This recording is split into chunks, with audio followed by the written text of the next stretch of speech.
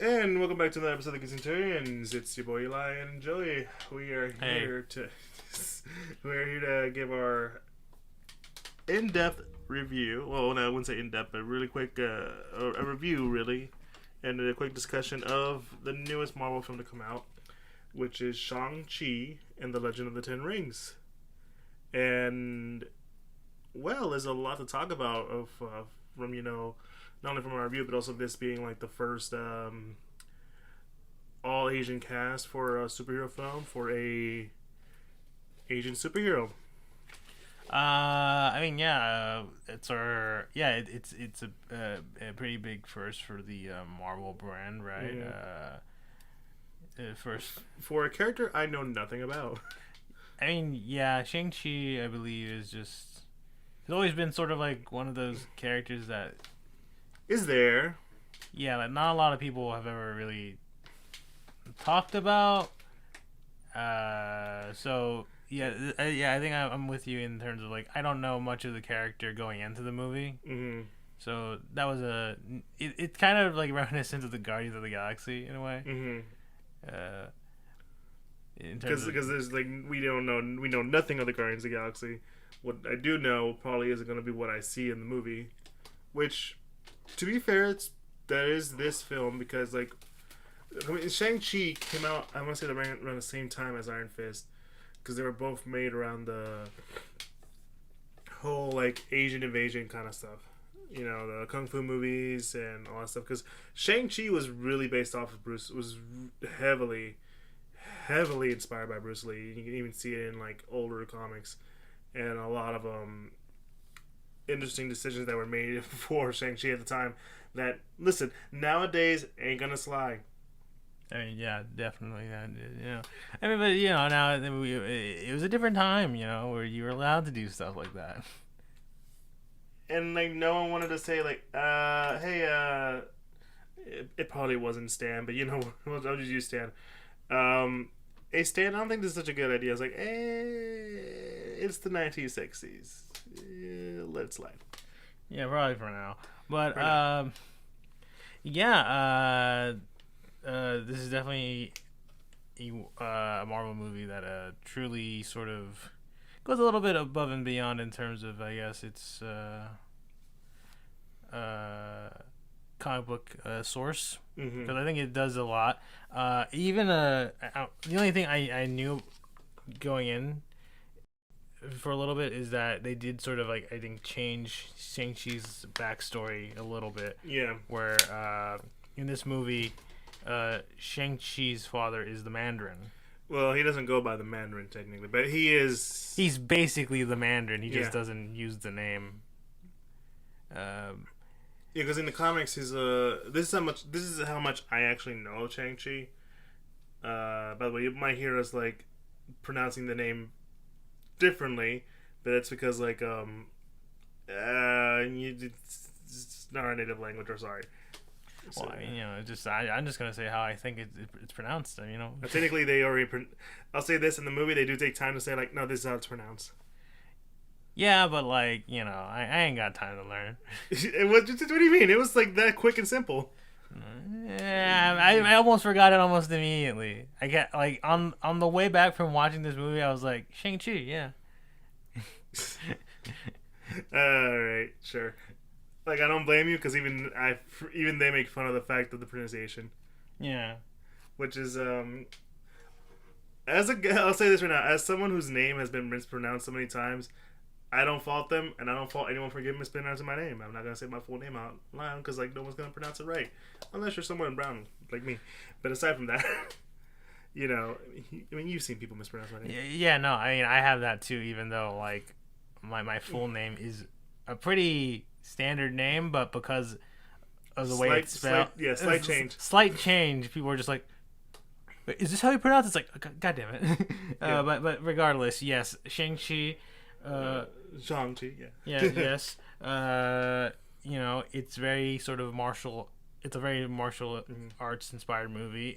You can clearly see that, especially in sort of the opening action sequences and sort of the early first act stuff going on. There's a lot of martial arts stuff that does look very impressive. And there's also a bit of comedy. Yeah, I think there's people mentioning that some of the action was partially inspired by Jackie Chan movies, and you can kind of tell. You can kind of tell. Well, it's funny because like this is something I recently learned because at the end of the film there's a postmortem in memory to this I forget his name. I looked it up a minute ago, but he was essentially one of Jackie Chan's protege. And so I think that's probably why a lot of the way the action sequences were that's probably the reason why. Because like he was the one working on it. I think it might have been Brian something. Yeah, I'll see if I can find it in the meantime. But aside from that, yeah. So you want to just go straight for the review, or do you want to just quick mention of some of the changes they've done? I mean, yeah, that you've noticed. I mean, yeah. I obviously, to be fair, we knew about this whole Mandarin thing kind of going down ever since the Brad Allen. I see, I was kind of close. Mm-hmm.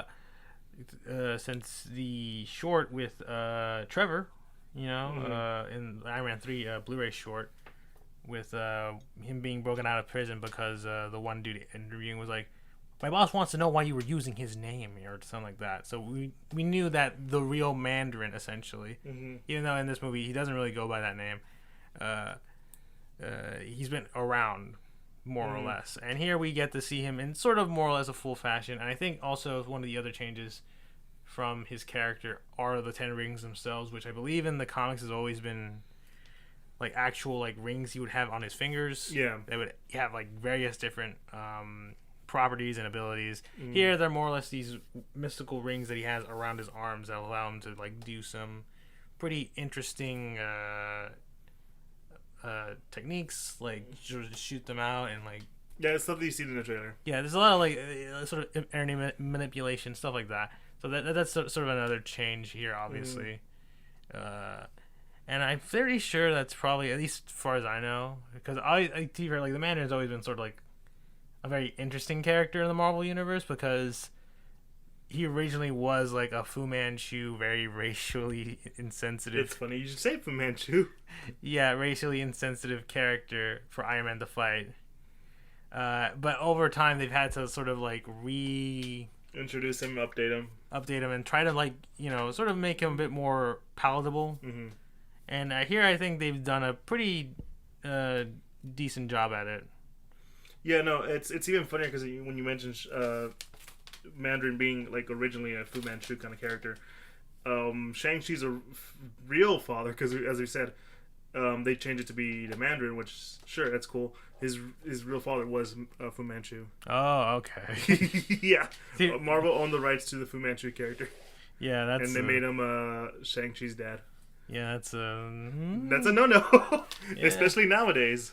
Yeah, so I mean, yeah, I guess that sort of makes sense. Sort of like just getting rid of that character, sort of placing in Mandarin to at least give a bit more of a interesting dynamic. Because to be fair, their relationship in this movie is definitely a very interesting one. Because obviously he's the leader of the 10 Rings, and in this, I'm pretty sure it's said in the trailers that he pretty much trained Shang-Chi to be a killer, an assassin. And Shang-Chi's not about that life, so obviously... Yeah, especially because, like, it's even, like, noted in the comics, he's, like, the deadliest hands of martial arts, or the deadly hands of kung fu. That was, like, part of the title of his comic for however limited it was. So that was a nice little touch from the original source material. Yeah, and... I think that's about as much. I mean, there's another thing that I've noticed, but I'll talk about it after our quick review and further discussion. So, do you want to start with the review, or just Yeah. Let's just get into the review. Yeah. So as we tend to do, we tend to time ourselves a good minute, review, and after that, we basically we discuss our thoughts, and then we continue our interesting discussion. So Joe, you'll start us off. You give us in 1 minute. Give us your thoughts on Shang-Chi or Shang-Chi. Like I said, we're gonna get it wrong. I'm sorry. Hey, go for it. All right, so Shang Chi and the Legend of the Ten Rings is probably the best Marvel movie of this phase so far.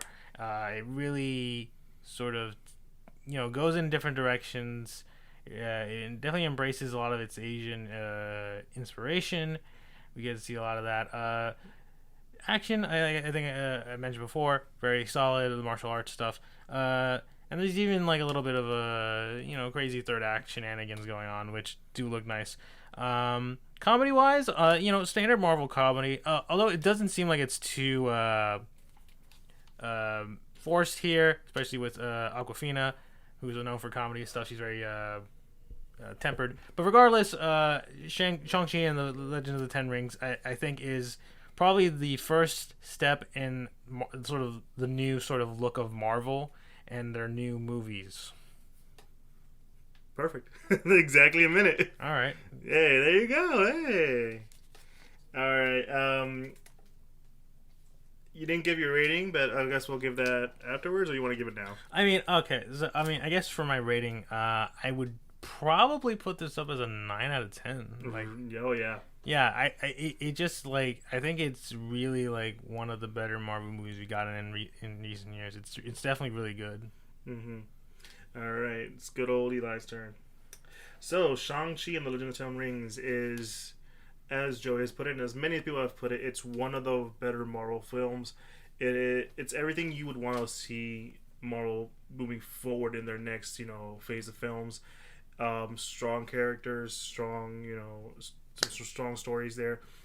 The guy playing the Mandarin, whose name I apologize for not remembering at this moment, is probably one of the best villains that we've had. Very emotional, very very well-rounded character. Shang-Chi as well, especially the dynamic with him, his father, and his sister, which we did forget to mention. Like Joey said, Aquafina is great. Her comedy is pretty good in this movie. Sometimes I don't really like her comedy, but here it was really well done. Thank you. Aside from that, nothing really bad to talk about. Maybe the third act for me wasn't that great, but action, design wise, art wise, great. I really enjoyed the film. Okay. All right. Yeah, you're I almost went overboard, but I'm trying to finish it off. But rating wise, I'm with you on the 9 out of 10. I really enjoyed this movie. I'm gonna say this right now: if you are looking for an Asian superhero, man, you guys got it. Yeah, I think that's sort of another thing to discuss because I feel like a lot of people will sort of compare this to, say, Black Panther in terms of just pop culture relevance, because while Black Panther wasn't the first black superhero film, but it was like the first directed, like it had a lot of it was very sort of proud of its heritage in a way, right? Yeah, it was truly like delving into the African diaspora and stuff like that. Yeah, and you had moments where people would come in dressed in African attires, watching the movie, because it felt like they were coming back to like just to see that sort of culture in like not only in a superhero format, but something like they can oh, that's something I can relate to. Is kind of like the effect that you would see with Shang-Chi too. I've talked to Kelvin, our co-host, who is out in the nether, and whatever, what's the word I'm looking for? But he's off doing his own cool things. But I told him before, after I watched it. He hasn't watched it yet. That time's recording. I was like, dude, I can already tell you're gonna love the crap out of this movie. And he's like, oh, I know. I was like, no. I know you're gonna love the crap out of this movie. And he hasn't come back to me yet, but I'm pretty sure he's gonna love the crap out of that movie. But it's one of those things that really, I'm happy for what Shang-Chi represents, and what hopefully we can get more out of.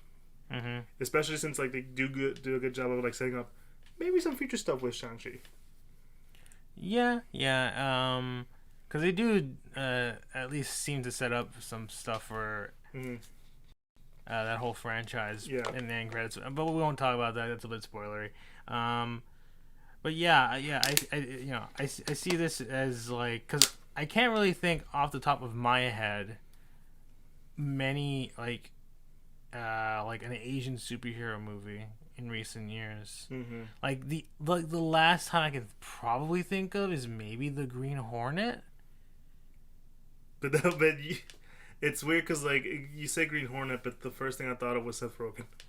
Yeah, but obviously, like, the side character, character that was originally played by Bruce Lee. Exactly. Yeah, no, I know what you're going. I know where you're going with. Yeah. Yeah. And thankfully, we finally, got something cool, and not to say there weren't already cool like Asian characters, but this is one where like, hey, you are the prominent hero, you are the prominent character of color and all that stuff, and I'm happy for those guys who have that.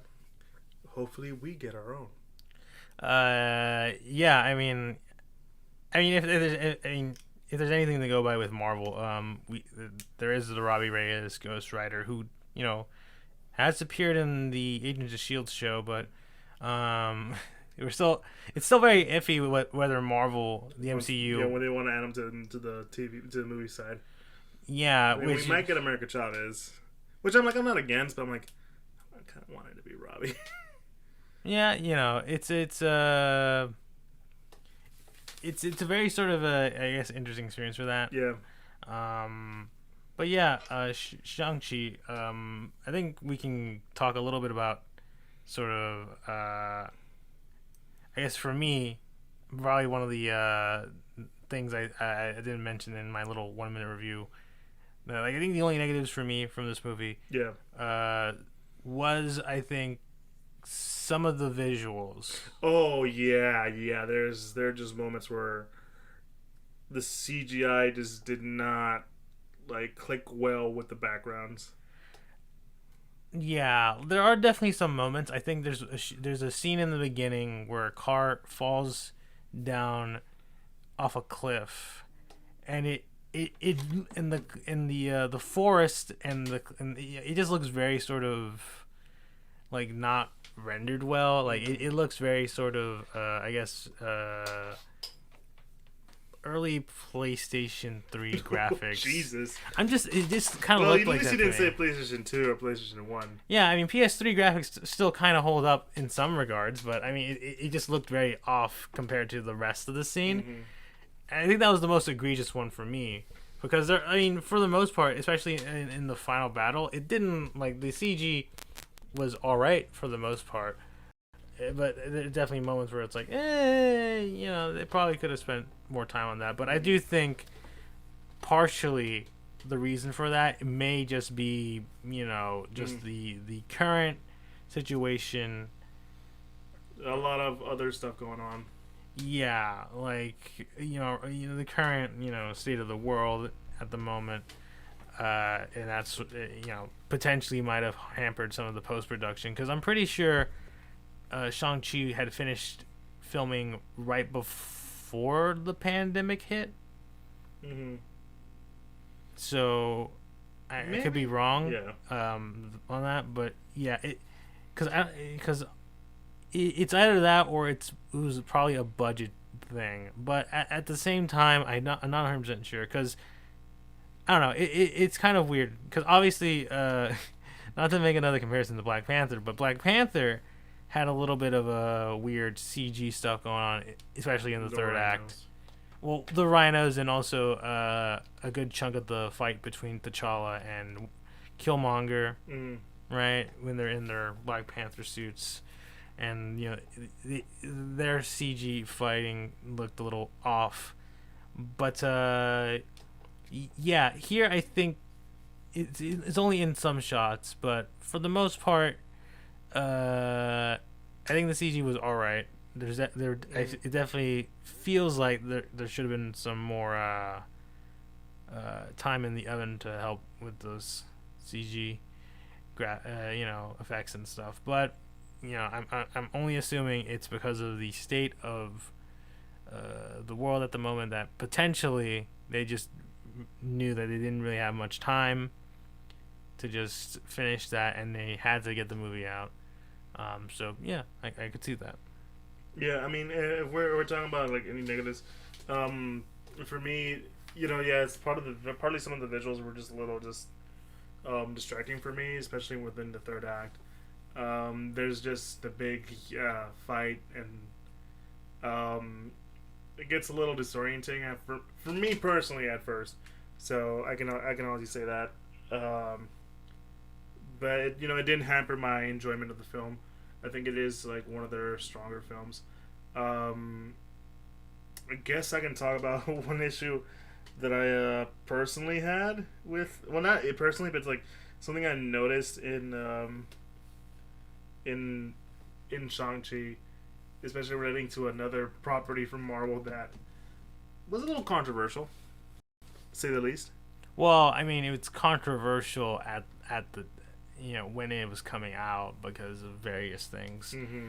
Uh, Oh yeah, so if you guys don't know, I'm a fan of Iron Fist. I literally have like one of the comics right here with me.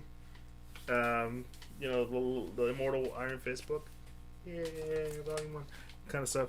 Um, and I know Iron Fist is like history, and I don't know why, but there were aspects of it.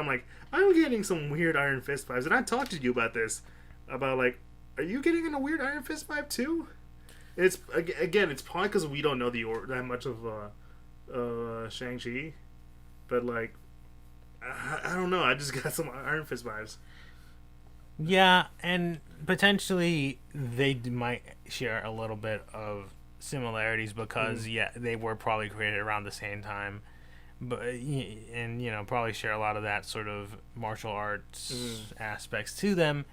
But I mean, for me, I think I understand where you're coming from. I was very much like, yeah, but I feel like it's a bit different enough where I wouldn't automatically think Iron Fist here, because obviously Iron Fist and his whole backstory is that he was his his plane crashed in like some remote Oh, mountains. that's the TV version, dude. Oh right. Yeah, yeah. No, I can tell you how. No, it's just like him and his family and business friend of the family go to the Himalayas in search of some. Essentially, I think they were searching for Kung Lung or some other thing. And when Danny and his mom were like trapped, the other guy, I think his name, it wasn't Harold. Was it Harold Meacham? It was a Meacham. That's all I know.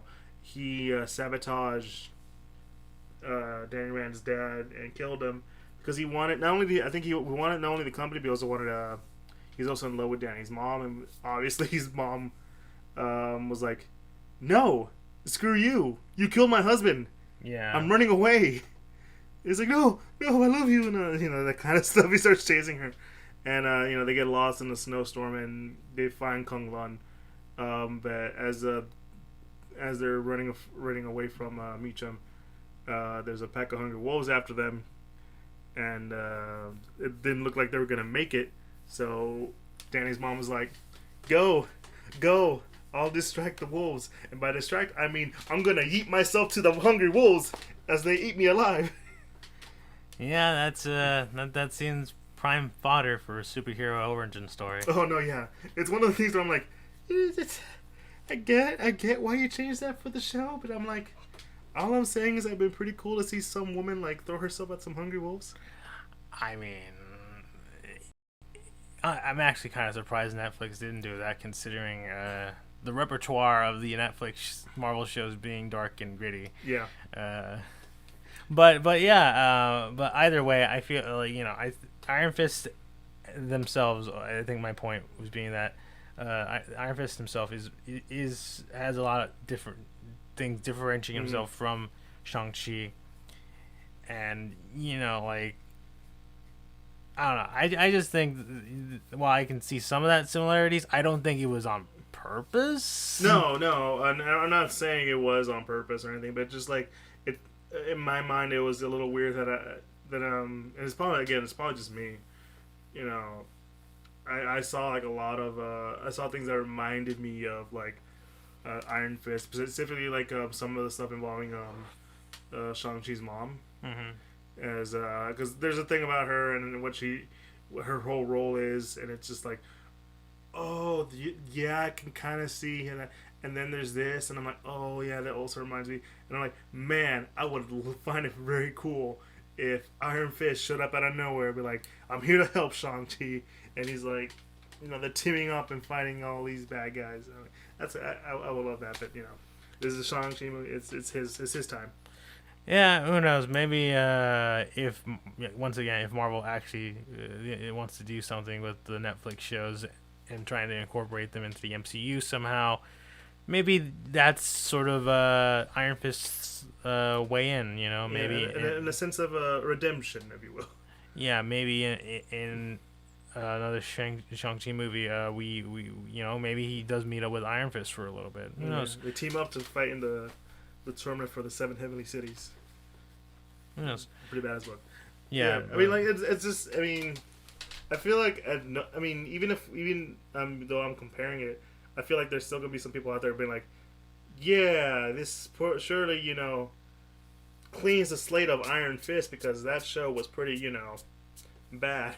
Mm-hmm. And like you said, like it just came out the wrong time. Yeah.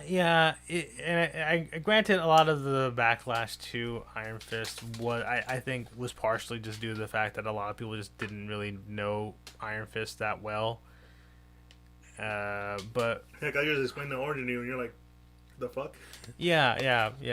But in terms of just like a lot of people were just sort of, oh, this is just co-opting, Asian,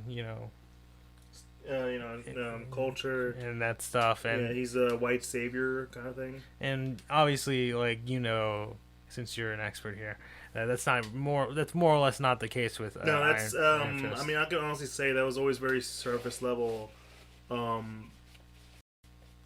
criticism that I felt for Iron Fist, because Iron Fist was like, so like he was raised in that monastery because he had to stay there for a certain amount of years because that's the thing with Kung Lung, it's open every 10 years, so he had to stay there and train and be part of these people's culture kind of stuff. He learned from them, he befriended many of them, he did a lot of stuff, and so that's kind of like where he come from, and he was told like, hey, if you want to get out, go get that Iron Fist power, and he does, and he's given the options like, I mean, you could choose, you can be here and be like a total badass and an immortal, and you don't gotta go back over there and hunt down the man who is essentially responsible for your family's death. And he's like, no, I'm gonna go hunt down the people responsible for your family's death because I want revenge. Right. And he meets up with Meachum, and he's like, I'm here to kill you, Meachum, and you find out that life cured him because Meachum had frostbite and lost his legs. And then he's like, okay, you know what? Now I'm now realizing the revenge is wrong. I'm just gonna walk away. He's like, no, you come and kill me. You do it. And he's like, nope, just walking away. So it's like it was never really like I'm appropriating this culture. It's more like I was raised in kind of that culture and that kind of thing. But I mean, if you're someone who still sees it that way, I mean, I can't really argue with you. I kind of get it, but there's more to it. Mm-hmm. Yeah, but I mean, like at the same time, I'm kind of glad that Iron Fist came out first, because if Shang-Chi wouldn't have gotten this much, love if it wasn't for the failures of Iron Fist. Probably, yeah. I think potentially it might have pushed, Feige and, the whole Marvel Studios team to try and push themselves to make as good of a movie as they could with Shang-Chi and the property. So just to like sort of show, hey, listen, all right, martial arts superheroes are freaking cool. Yeah, let's do some really cool stuff. And they do, because like a lot of the fight scenes, like we said earlier, are just amazing. Mm-hmm. And they did a really good job with giving us not only a great action kung fu film, but also like a really good story. I mean, like Shang-Chi's dad's probably one. Like I said in my review, like he is probably one of the best villains that they made. I wouldn't say villain. Would you say villain? I mean, he's definitely the bad guy. Yeah, he is the antagonist. Yeah, but he, yeah, I think antagonist would be the right word because you can kind of understand his sort of perspective. And so, like, I'm really glad to see, you know, Mandarin be something not only different but also very cool. Which is funny because they do address Trevor. Yeah, we do get. Yeah. There is like a line that he's sort of like, there's this guy who's just pretending to be me, and he calls him the Mandarin, and like that's just a fruit. Which I mean, yeah, it's a nice little continuity and like little meta joke for the MCU. But yeah, no. I think we can. I think we both agree that this movie is great. I think it's probably what we want to see from the MCU now, and that it's starting to push its boundaries, starting to do different things, and hopefully it's Experimenting too, because like I wouldn't say this is a traditional superhero origin story.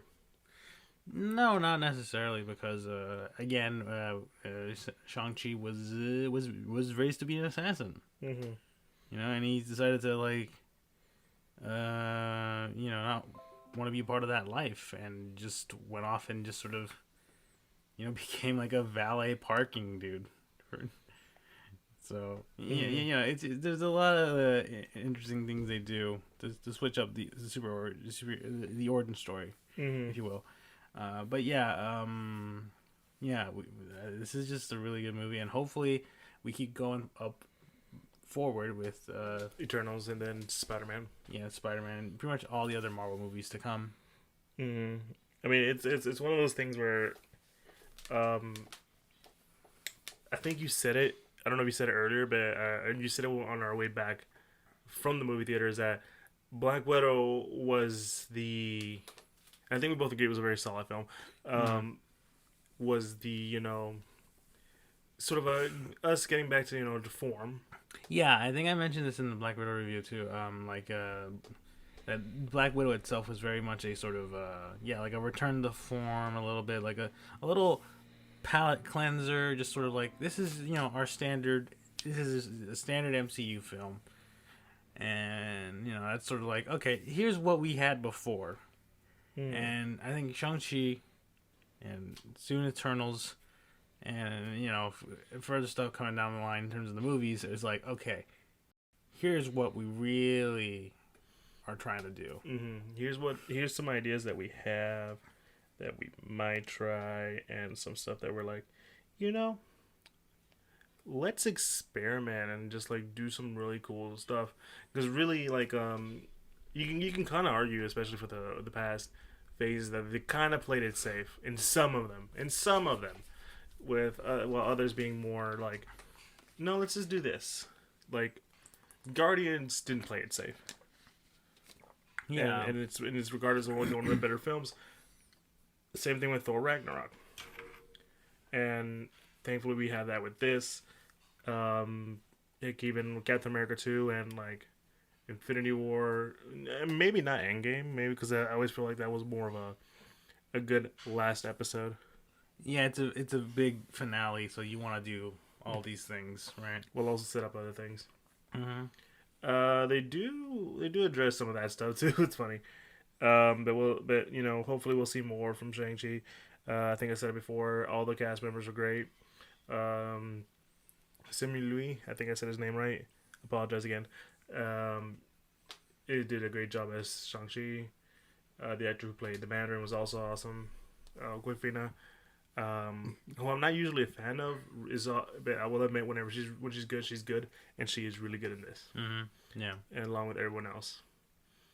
And yeah, I think that's about it. I think that's all I can say about Shang-Chi. Aside from go watch it. It's got some cool kung fu and the kung fu. It's or basically the martial arts fights. Really good. Yeah, I think I mentioned earlier. Yeah. But yeah, especially a lot of the opening because there's an opening fight, and that's like very Crouching Tiger, Hidden Dragon stuff. It's like, and it gets to it like a little bit of Jackie Chan. yeah, a little bit. Yeah, there's some influences there, obviously. But yeah, overall, Shang-Chi, really good. Oh yeah, can't wait to see more. And yeah, I think that's a good place to end it. Yeah, guys, if you really enjoyed our talk on this, we'll be doing more and other stuff as we go along. If you want to support us, you can follow us on all social medias, Facebook, Twitter, Instagram. I'm jumping over here. My mind's jumping forward where I should be over here. Like I said, Instagram, Twitter, Facebook, I didn't think it's Centurions. We are more active on Instagram, where you can find a link tree to all of our past casting sites that we're officially part of, like Apple Podcasts, Google Podcasts, Castbox, Pandora, Spotify. Also, a link to our YouTube, so all you audio listeners out there can have decide to give a face to the voice. That's where we're at. Link, like, comment, subscribe on there, and support us on Patreon. Really, that's more for us to help. Not only for you guys to get something extra out of it, really just early release of our episodes, but also a great way to support us in ways that we would want to, get better at. Mm-hmm. Aside from that, guys, thank you for listening. It's been me, your boy Eli. It's me, Joe. You guys have a good one. Peace.